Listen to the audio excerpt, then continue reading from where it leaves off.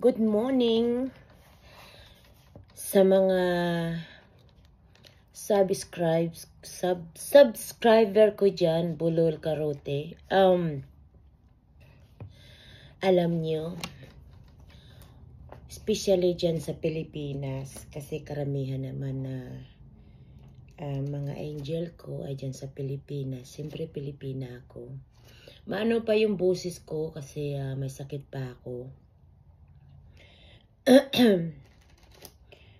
Kung nandyan lang ako sa Pilipinas, mamimigay din ako ng tulong na mga sako-sako o kaya truck. Bibili ako ng isang truck na bigas at pupunta ako sa kalsada. Gagawin ko. Dito kasi bawal yun. Bawal kasi dito yan sa Australia. Although na pwede ko naman gawin.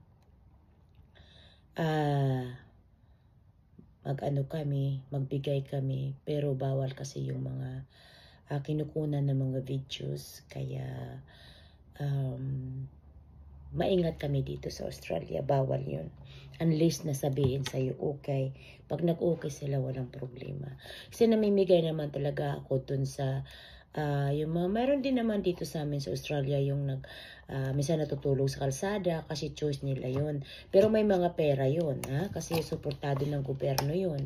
Gusto lang na nasanay na kasi sila doon. Yun yung mga tao na may mga diferensya, yung ganun. Tapos mga, alam mo na, yung mga bawal na gamot, mga gumagamit sila ng ganyan. And then, so yun, namimigay naman talaga ako dito. Ang bala ko, pag nakauwi ako dyan sa Maynila, dyan sa inyo, sa Pilipinas, although nawala na akong alam dyan sa mga kalsada, mga kung saan-saan sa sulok ng ng Pilipinas. Pero syempre nandiyan kayo ng mga abangers ko. At mga abangers, angel, ganyan. Nandiyan kayo ng mga angel ko. So dadalhin niyo ako kung saan ever na makauwi ako dyan sa dyan sa inyo. Gusto ko mag-upa ng truck na malaki o kaya bus. At lalagyan ko doon ng mga grocery, mga bigas. Parang gagawin ko ng grocery tapos ipamimigay ko sa ipapamigay ko sa mga, pupunta ako doon sa kalsada, papamigay ko sa mga tao na nasalang-salang, yung mga tao na natutulog sa kalsada, sa mga salang-salang, doon ko kung I would like to give it to them. Just so I can help them. Maybe I can buy them some a bed, because nakikita ko minsan sa cardboard lang sila natutulog.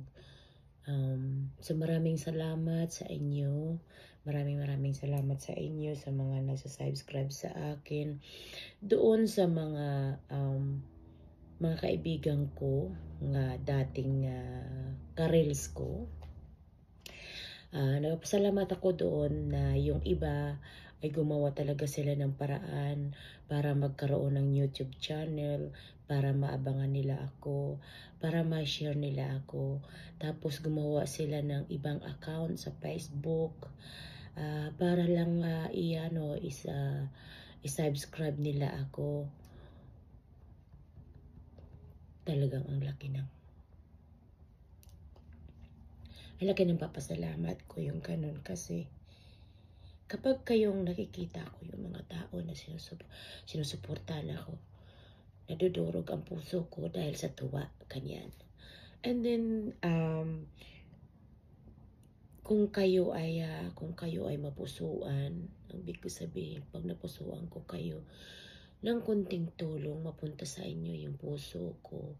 Kung ayaw niyo yung tulong ko, pwede niyo ibigay sa mga kapitbahay niyo, mga kapitbahay mo, sa mga taong nangangailangan. My throat is sore. Sa mga taong nangangailangan din yung ganun. Kasi yun ang ginagawa ko. nasa social media ako para ako makatulong sa mga kababayan ko. Although kahit nga yung ibang bansa, halimbawa China, India, yung mga Malaysia, yung taga-ibang bansa ng mga Asian country, sa totoo lang ay nakakapagbigay din ako sa kanila. Yung ganun. Nakakapagbigay din sa kanila. Hindi nga lang malaki, pero at least nakakatulong din sa kanila. Pambili ng mga school uniform, ng mga anak nila, sapatos, ang ganyan. Kapag mayroon lang akong extra na pera na galing sa sahod ko, na mga pinagpawisan ko. Katulad ngayon, hindi pa ako sumasahod sa YouTube kasi kailangan ko pa magkaroon ng maraming subscriber. At saka yung kung halimbawa maraming manonood sa akin, hindi pa ako sumasahod sa YouTube. Abangan na lang natin kung anong mangyayari. Pero sigurado naman ako na kung dahil sa inyo ay hindi ko magagawa ito. Kaya ako nandito sa social media nang dahil sa inyo.